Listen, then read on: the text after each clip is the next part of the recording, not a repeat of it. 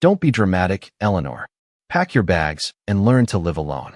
Those were the words my daughter-in-law said to me 7 days after my son was buried. The dining room went completely silent. The only sound was the soft hum of the refrigerator in the next room and the ticking clock Michael had given me on my 70th birthday. I looked across the table at Vanessa. Her face was calm, almost impatient, as if she had rehearsed those words before saying them out loud. I turned slowly toward the empty chair beside her, the chair where my son should have been sitting. Michael had been gone for exactly 1 week. 1 week since the funeral. 1 week since I stood beneath a gray autumn sky and said goodbye to the boy I had carried, raised, protected, and loved for 43 years. Grief already felt heavy enough to crush my chest, yet somehow Vanessa had found a way to make it even heavier. I'm not trying to be cruel, she continued, folding her napkin neatly beside her plate. I just think it's time for everyone to move forward. Move forward. The words sounded strange coming from her. My son had barely been gone long enough for the flowers at the cemetery to wilt. I studied her face carefully, not because I wanted an argument. I didn't. I simply wanted to understand how someone could say something so cold while speaking in such a calm voice. The guest room won't be available forever, she added. You'll need to make other arrangements. I nodded slowly, not because I agreed with her, not because I accepted what she was saying, but because I suddenly understood something important. This conversation had started long before tonight. Vanessa had already made her decision. Maybe days ago, maybe weeks ago, maybe even before Michael passed away. Across the table sat my grandson Tyler. He was 16 and stared down at his plate without saying a word. His knuckles were white around his fork. I could tell he was uncomfortable, maybe shocked, maybe afraid. Vanessa glanced at him briefly before looking back at me. You're a strong woman, she said. You'll figure something out. I almost smiled at that. For decades, people had called me strong whenever they wanted me to carry pain quietly. I pushed my chair back and stood. My knees felt stiff. Grief had a way of settling into every part of the body. Thank you for dinner, I said. My voice sounded calm even to me. Vanessa looked surprised. Perhaps she expected tears, anger, begging. Instead, I walked upstairs to the room where I had been staying since Michael's passing. The hallway felt darker than usual. Family photographs lined the walls. There was Michael at age 8 holding a baseball glove nearly as big as his torso. There he was graduating college. There he was smiling beside Vanessa on their wedding day. I paused at one picture near the top of the staircase. Michael had his arm around my shoulders. We were standing on a fishing dock in Minnesota during a family vacation years ago. The memory hit me so suddenly that I had to steady myself against the wall. You'll always have a home with me, Mom, he had told me that summer. At the time, I had laughed and told him not to worry about me. Now those words echoed through my mind. I entered the guest room and quietly closed the door behind me. The room felt small, temporary, like a place meant for visitors, not family. Outside the window, the porch light cast a pale circle across the backyard.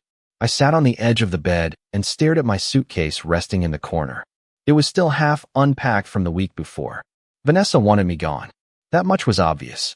What I didn't understand was why she seemed so certain she could erase me from my own son's life so quickly. Then my phone vibrated on the nightstand. A message had arrived from a number I didn't recognize. I opened it. The text contained only one sentence. Mrs. Brooks, there is something Michael wanted you to know before he died. Please call me tomorrow morning.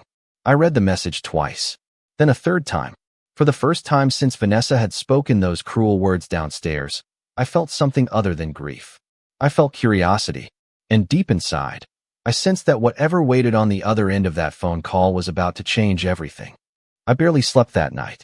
The message remained open on my phone long after midnight, its words glowing softly in the darkness of the guest room. Several times I convinced myself it was a mistake. Perhaps someone had the wrong number. Perhaps it had nothing to do with Michael at all. Yet every time I tried to set the phone down, I found myself reading the message again. There is something Michael wanted you to know before he died. Those words followed me into the early morning hours. When the first light appeared through the curtains, I was already awake. The house felt different at sunrise. Quieter, colder. I could hear the distant sound of a lawn sprinkler from a neighboring yard and the faint hum of traffic several blocks away. For a moment, I simply sat on the edge of the bed and stared at the family photograph resting on the nightstand. Michael had placed it there years ago. In the picture, he was smiling beside Tyler at a Little League game. Both of them looked happy. Both of them looked carefree. I wondered what Michael would think if he could see us now. Downstairs, I could hear cabinets opening and closing in the kitchen. Vanessa was awake. I waited a few minutes before going down. When I entered the kitchen, she stood at the counter scrolling through her phone while drinking coffee from a travel mug. She barely looked up. "Good morning," I said. "Morning," she replied. Nothing more. No invitation to sit. No conversation. No acknowledgement that we had shared the same family tragedy only days earlier. I poured myself a cup of coffee and sat at the small breakfast table. The silence stretched between us. Finally, Vanessa glanced at me. "Have you started looking at apartments yet?" she asked casually. The question landed with surprising force. Not because I was shocked anymore. That feeling had already passed. It was the certainty in her voice that unsettled me. She spoke as though my departure had already been arranged. As though my future had become a simple scheduling matter. "Not yet," I answered. She nodded once and returned her attention to her phone. "You should probably start soon. Places fill up fast." I wrapped both hands around the warm coffee mug. Michael used to sit in the chair across from me every Sunday morning. We would talk about everything and nothing. Baseball, weather, family, life. Now his chair sat empty. Vanessa eventually grabbed her purse and headed toward the door. "I will be out most of the day," she said. "Tyler has school. There is leftover soup in the refrigerator if you want lunch." Then she left. The front door closed. The house became silent again. I waited until I heard her car disappear down the street before picking up my phone. The number from the text message was still there. My heart beat a little faster as I pressed call. The line rang twice. Then a woman answered. "Mrs. Brooks?" she asked. Her voice sounded professional and calm. "Yes. My name is Margaret Hayes. I was your son's attorney." I sat up straighter. Michael had never mentioned an attorney named Margaret Hayes. "I received your message," I said carefully. "You said Michael wanted me to know something." There was a brief pause. "Yes," she replied. "And I believe we should discuss it in person." I stared through the kitchen window toward the backyard. The maple tree Michael planted 10 years ago swayed gently in the breeze. "Is something wrong?" I asked. "Not wrong," Margaret said. "Important." My grip tightened around the phone. "Important how?" Another pause followed. Then her voice softened. "Mrs. Brooks, your son made certain arrangements before his passing. Arrangements he specifically instructed me to share with you if certain circumstances arose." I felt a chill move through me despite the warm morning sunlight. "What kind of arrangements?" I asked. "That is not a conversation for the telephone," she replied. "Can you meet me this afternoon?" I looked around the kitchen that suddenly no longer felt familiar. Michael had arranged something. Something significant enough to involve an attorney. Something he had kept secret. And for the first time since the funeral, I began to suspect that my son had seen something coming long before I did. The rest of that morning passed in a strange haze. After ending the call with Margaret Hayes, I remained seated at the kitchen table long after my coffee had gone cold. Outside, the neighborhood continued with its ordinary routines. A delivery truck rolled down the street. A dog barked somewhere in the distance. A neighbor pushed a lawn mower across a neatly trimmed yard. Life kept moving forward as though nothing had changed. Yet everything in my world felt uncertain. I glanced at the clock. It was only 10:30 in the morning. My meeting with Margaret was not until 2 o'clock. 3.5 hours suddenly felt like an eternity. I tried reading. I could not focus. I turned on the television. The voices sounded distant and meaningless. Eventually, I found myself walking through the house. Not because I had somewhere to go, but because standing still felt impossible. Michael's presence lingered everywhere. In the framed photographs lining the hallway. In the baseball trophies displayed in the family room. In the worn recliner where he used to sit every Sunday afternoon while watching football. I stopped beside the bookshelf and picked up a framed picture taken nearly 15 years earlier.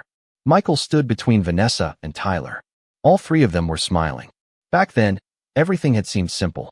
Or perhaps I had only believed it was. Looking at the photograph now, I wondered how much I had failed to notice over the years.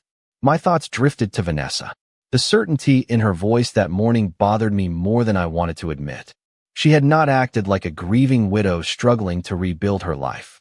She had acted like someone checking items off a list. Sell the house. Rearrange the future. Remove the inconvenience. I hated myself for even thinking such things. Michael had loved her. That fact alone made me want to give her the benefit of the doubt. Yet the uneasy feeling remained. Around noon, I decided to gather a few things from the guest room before leaving for my meeting.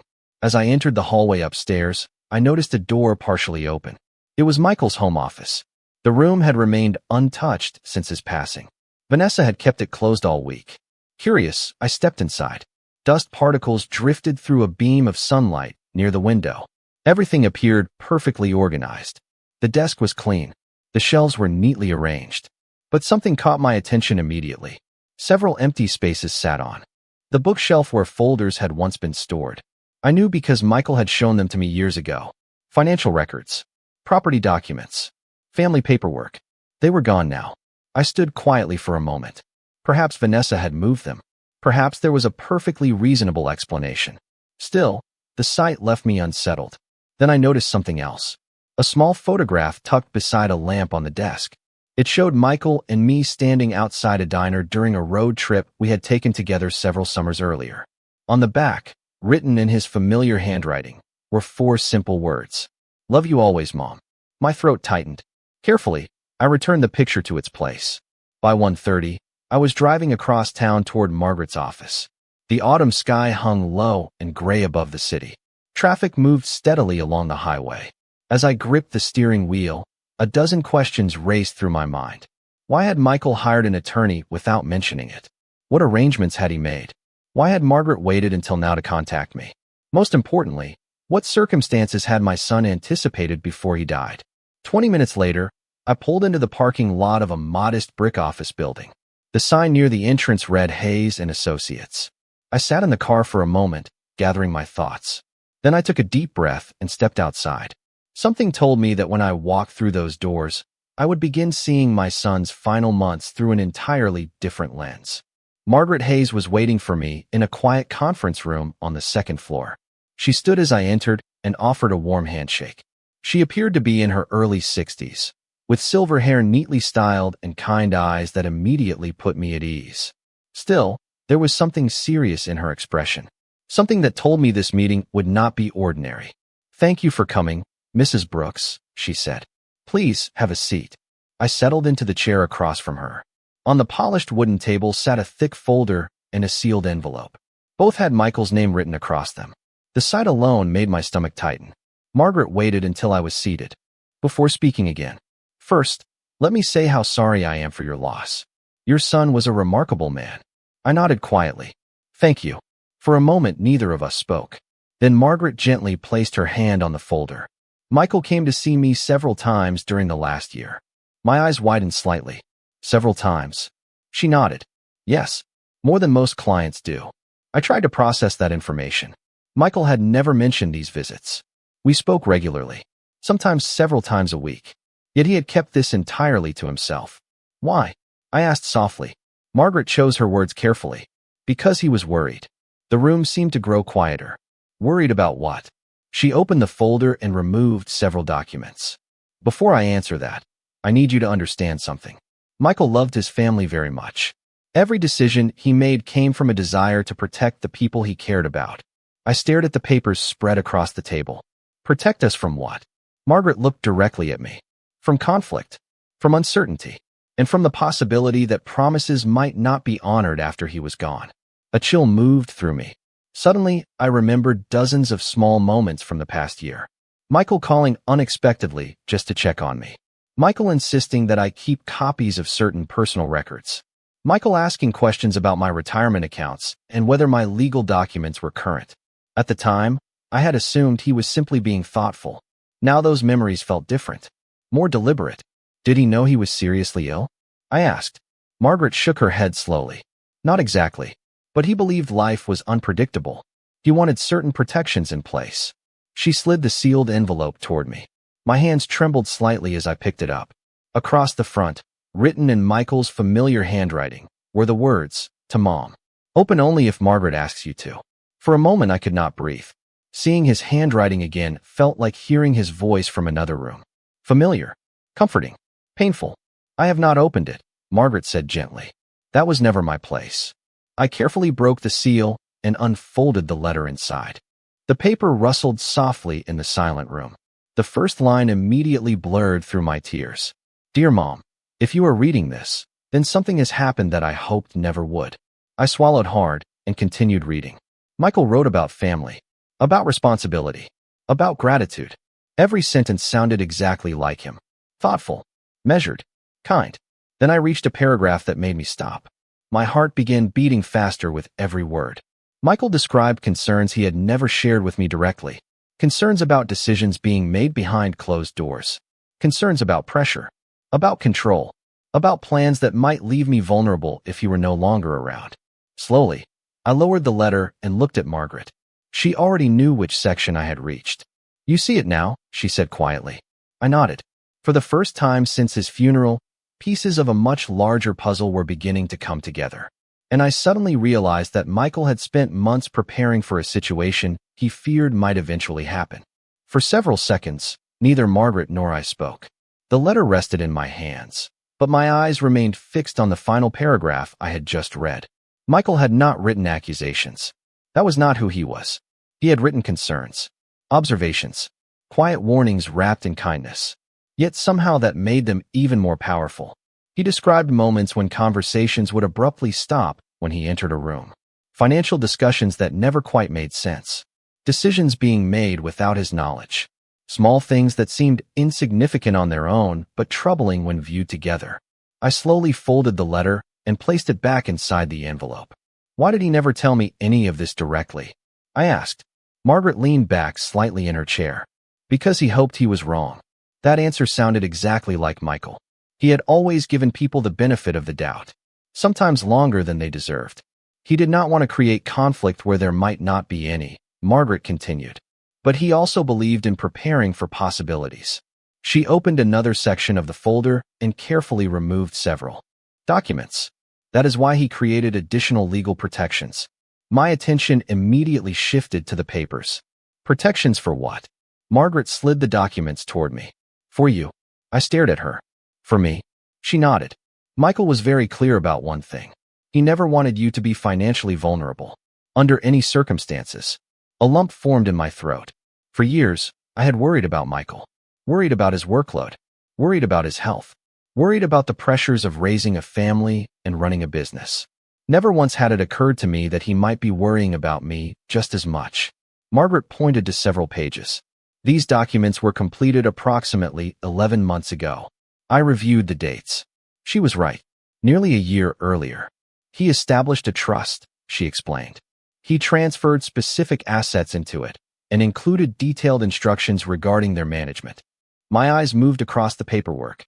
Legal language filled every page. Most of it was difficult to follow. But one section immediately stood out. My name appeared repeatedly throughout the document. I do not understand, I admitted. Margaret offered a small reassuring smile. You do not need to understand every legal detail today. What matters is the intent behind it. She paused before continuing. Michael wanted to ensure that you would always have housing, financial stability, and independent resources regardless of future circumstances. Housing, financial stability, independent resources. The words echoed through my mind. Suddenly Vanessa's confidence from the previous week felt different. Almost strange. She had behaved as though my future depended entirely on her decisions. Yet according to these documents, Michael had spent months creating safeguards specifically designed to prevent that. Does Vanessa know about any of this? I asked. Margaret's expression became carefully neutral. Not all of it. My pulse quickened slightly. What does that mean? She folded her hands together. It means your son instructed me to release certain information only if specific conditions were met. I remembered the conversation at the dinner table. The pressure to leave. The urgency. The certainty. Slowly, a realization began forming in my mind. Michael had not simply prepared documents. He had anticipated behavior. He had considered outcomes. He had planned for possibilities that I never imagined. Margaret opened a final folder and glanced down at its contents. There is one more thing, she said quietly. Something I believe you need to see. She removed a single sheet of paper and placed it on the table between us. At first glance it looked ordinary. Then I noticed the heading. It was a record of transactions and property activity from the past several months. Several entries were highlighted. Several names appeared repeatedly. And one of those names made my heart sink. Because for the first time, I was looking at evidence that suggested Michael's concerns had been far more serious than either of us had ever realized. My eyes remained fixed on the document as Margaret allowed me time to absorb what I was seeing. Several transactions had been highlighted in yellow. Dates, property inquiries, requests for financial information. None of it appeared alarming by itself. But together, they painted a picture I could no longer ignore. The name that appeared again and again was Vanessa's. I looked up slowly. What exactly am I looking at? Margaret folded her hands on the table. These are records Michael requested before his passing. He became concerned about certain financial discussions taking place without his knowledge. My heart sank. Vanessa? Margaret chose her words carefully. Michael never accused anyone of wrongdoing. But he did notice patterns. Patterns. That word seemed to follow me everywhere lately. Small things that once felt unrelated now began connecting in ways I could not dismiss. Margaret pointed toward one section of the report. Several months ago, inquiries were made regarding the estimated value of the house. I frowned. That is not unusual. No, she agreed. By itself, it is not. Her finger moved lower down the page. Then there were conversations with 2 real estate professionals. Another highlighted line. Then discussions regarding potential downsizing options for family members living in the residence. I stared at the words. Family members living in the residence. The phrase sounded cold and impersonal. Not a mother. Not family. Simply a resident. A complication to be managed. Suddenly, I remembered several conversations from the previous year. Vanessa casually mentioning retirement communities. Vanessa asking whether I had ever considered apartment living. Vanessa commenting that large houses could be difficult for older people to maintain. At the time, I had brushed those comments aside. Now they felt very different. Michael knew about this. I asked quietly. Some of it, Margaret replied. Enough to make him uncomfortable.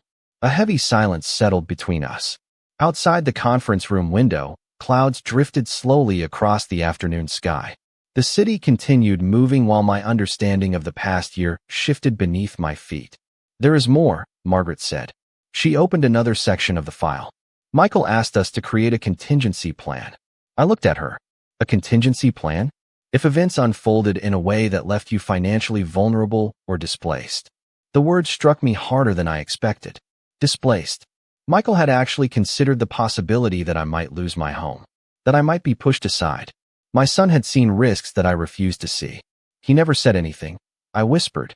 Margaret's expression softened.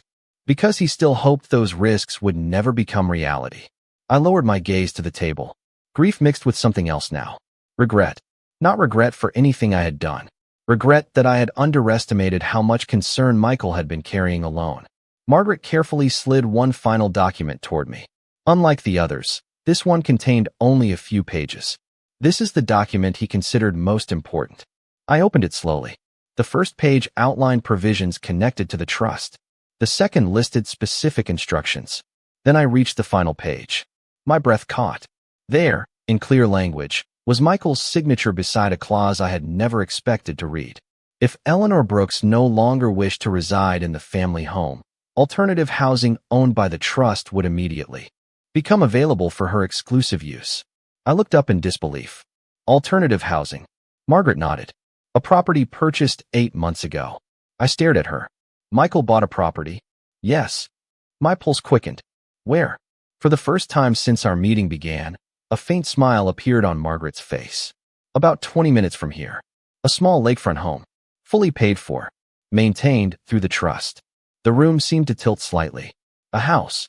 Michael had quietly purchased a house. Not for himself. Not as an investment. For me. Suddenly, every assumption Vanessa had made about my future no longer seemed certain. And for the first time since sitting down at that dinner table a week earlier, I felt something I had not felt in days. Hope. For the first time in over a week, I drove home without feeling completely lost. The stack of documents sat on the passenger seat beside me, carefully tucked inside a leather folder Margaret had provided. Every stoplight seemed different now. Every familiar street carried a slightly different meaning. My grief had not disappeared. Nothing could change that. Michael was still gone. The emptiness remained. But buried beneath that sorrow was a quiet certainty that my son had not abandoned me to face the future alone. He had thought ahead. He had planned. He had protected me in ways I was only beginning to understand. When I pulled into the driveway, I immediately noticed an unfamiliar vehicle parked near the curb. It was a white SUV with a real estate company logo displayed on the side. My stomach tightened. I parked across the street and remained in my car for a moment. The front door opened. Vanessa stepped outside with a woman carrying a clipboard. Both of them were smiling. The woman pointed toward the front yard and then toward the roofline. Vanessa nodded enthusiastically. They looked less like a grieving family and more like business partners discussing a project. I watched quietly as they walked around the property. After several minutes, the woman returned to her vehicle and drove away. Only then did I cross the street and approach the house. Vanessa was standing near the front porch checking messages on her phone when she saw me. Her expression changed almost immediately. Not dramatically, just enough for me to notice. "You are back later than I expected," she said. "I had some things to take care of." She glanced toward the street where the SUV had been parked moments earlier. "A friend stopped by." The explanation arrived too quickly. I simply nodded. It looked work-related. A brief silence followed. "Just exploring options," she replied. Exploring options. Another carefully chosen phrase. I opened the front door and stepped inside. The house felt different again. Not because anything had physically changed. Because now I knew things I had not known before. I knew Michael had worried. I knew he had prepared legal protections. I knew my future did not depend on anyone's permission. Most importantly, I knew there were pieces of this situation Vanessa did not yet understand. That evening, Tyler came home from school unusually quiet. During dinner, he barely touched his food.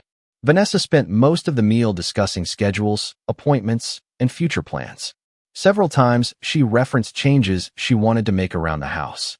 New furniture, renovations, storage options. She spoke as though those decisions had already been approved. Tyler stared at his plate throughout most of the conversation. Finally, as Vanessa left the room to answer a phone call, he looked at me. "Grandma," he said softly. "Yes." He hesitated. "Are you really leaving?" The question caught me off guard. His voice carried none of the impatience I had heard from his mother. Only worry. I set down my fork. "Why would you ask that?" Tyler shifted uncomfortably in his chair. "Because Mom keeps talking about it." For several seconds, neither of us spoke. Then he lowered his voice even further. "Dad never wanted you to leave."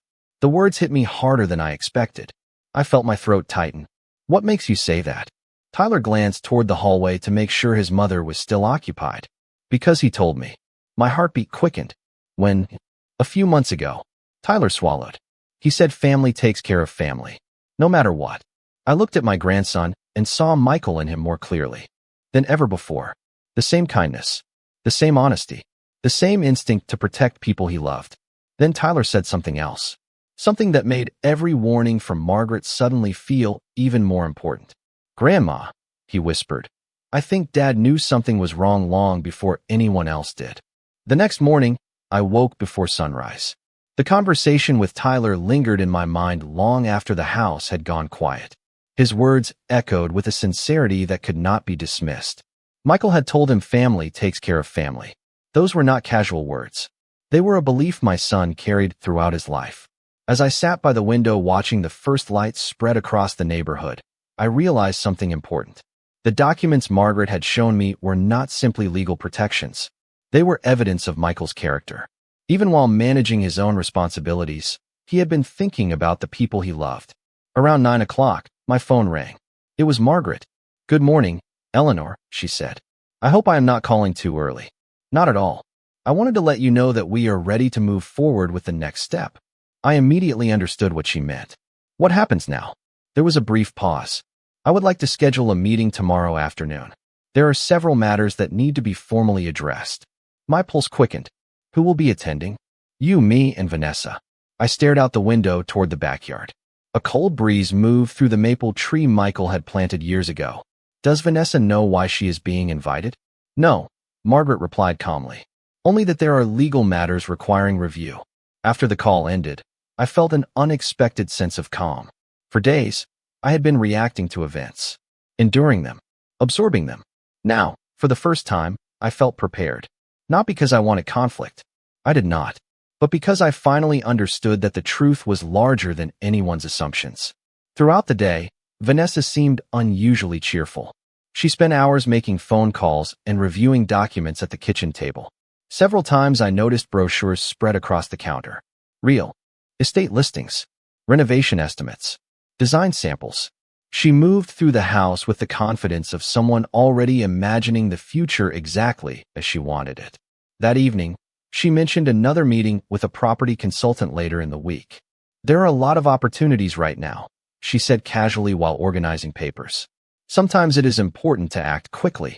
I simply nodded. She mistook my silence for uncertainty. In reality, I was listening carefully, observing, waiting. The following afternoon arrived with gray skies and light rain. Vanessa drove separately to Margaret's office. I arrived a few minutes early. Margaret greeted me warmly and escorted me into the same conference room where we had met before. The folder containing Michael's documents rested neatly on the table. Everything looked orderly, deliberate, prepared. 10 minutes later, Vanessa entered. She wore a tailored blazer and carried a leather portfolio under one arm. At first glance, she appeared completely relaxed. I hope this does not take too long, she said as she sat down. There is a lot I need to get done. Margaret offered a professional smile. We will be as efficient as possible. Vanessa glanced briefly toward me. I assumed this was related to estate paperwork. In part, Margaret replied. She opened the folder and arranged several documents in front of her. The room grew noticeably quieter. Outside, raindrops tapped softly against the windows. Vanessa crossed one leg over the other and folded her hands. She still looked confident, completely confident. Then Margaret placed a single document at the center of the table. Before we proceed, she said, there are several instructions left by Michael that must be formally reviewed. For the first time, a faint crease appeared between Vanessa's eyebrows. The confidence remained, but something else appeared beside it. Uncertainty. And as Margaret turned to the first page of Michael's instructions, I realized the future Vanessa had been planning was about to become far less certain than she imagined. Margaret opened the document and began reading in a calm, measured voice. Every word seemed to slow the room down. Vanessa sat perfectly still at first, listening with the polite confidence she had carried into the meeting. Michael's instructions were straightforward. He explained the purpose of the trust. He explained his desire to protect family relationships. Most importantly, he explained his commitment to ensuring that I would always have security and independence regardless of future circumstances. Vanessa shifted slightly in her chair. The confidence remained, but it no longer looked effortless. Margaret turned another page. The trust includes a fully paid residential property designated exclusively for Eleanor Brooks, she read. The property may not be sold, transferred, or otherwise controlled by any other beneficiary. Vanessa blinked. What property? Margaret calmly slid a copy of the deed across the table. This property. Vanessa looked down at the document. For the first time since entering the room, she appeared genuinely surprised. Her eyes moved quickly across the page. I have never seen this before, she said. That is correct, Margaret replied. You were not intended to see it unless certain conditions occurred. Silence filled the room. Rain continued tapping softly against the windows. Margaret proceeded through the remaining instructions. Several financial accounts had been allocated to support my long-term living expenses. Maintenance costs for the lake house had already been funded. Healthcare reserves had been established. Transportation assistance had been arranged, if ever needed. Every detail had been considered. Every possibility had been addressed. Michael had not left loose ends. He had built a safety net. Vanessa slowly lowered the papers. Why would he do all this? She asked. Margaret answered without hesitation. Because he loved his mother. No one spoke for several seconds. Then Margaret opened the final section of the folder. There is one additional statement from Michael. My heart tightened. She removed a handwritten letter. The familiar handwriting immediately caught my attention. Margaret began reading aloud. Michael wrote about gratitude. He wrote about family. He wrote about the responsibility children have toward the people who raised them. Then came the final paragraph. If my mother ever feels unwelcome in the family home, I want her to know that she already has another home waiting for her. She should never have to ask permission to belong anywhere. She belongs because she is family. The room became completely silent. I looked down at my hands. For a moment, grief and pride existed together in equal measure. Michael was gone. Nothing would ever change that. Yet hearing those words felt like receiving one final embrace from my son. Vanessa stared at the table. The certainty she had carried for days had disappeared. Not because anyone argued with her. Not because anyone embarrassed her. Simply because the truth was now sitting in front of her. Margaret closed the folder. That concludes the review. The meeting ended shortly afterward. Outside, the rain had stopped. Sunlight was beginning to break through the clouds. As I walked toward my car, I felt lighter than I had since the funeral. Not because I had won anything. This was never about winning. It was about understanding. Understanding that Michael had seen me. That he had valued me. That he had quietly protected me even when I did not know protection was needed. A week later, I stood on the porch of the lake house. The water shimmered beneath the afternoon sun. A gentle breeze moved across the shoreline. The house was modest, peaceful, and beautiful in a way that felt deeply personal. Inside, I placed Michael's photograph on a shelf near the window overlooking the lake. Then I stepped back and smiled. The future would not look the way I once imagined. Some losses never stop hurting. Some empty chairs never stop feeling empty. But Michael had kept his promise. I would always have a home. And as I stood there watching the sunlight dance across the water, I realized something else. The greatest gift my son left behind was not a house, a trust, or a legal document. It was the certainty that love, when it is genuine, continues protecting us long after the people we love are gone.